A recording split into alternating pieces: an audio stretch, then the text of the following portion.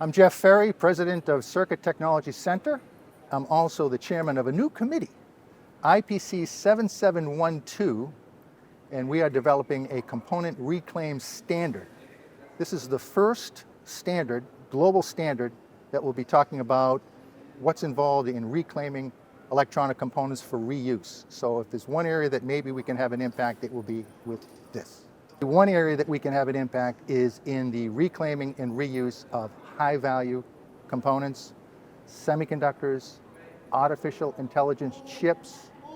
Some people may not know this, but the amount of energy that it takes to fabricate these chips is substantial. Even small, old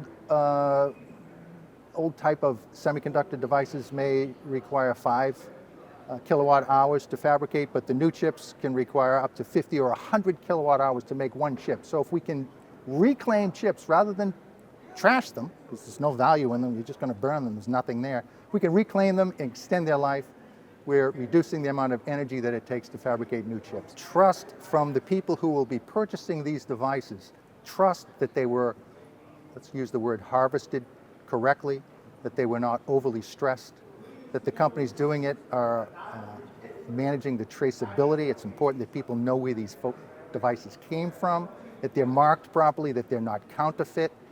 So it's going to take a little bit of trust in the marketplace for this to develop.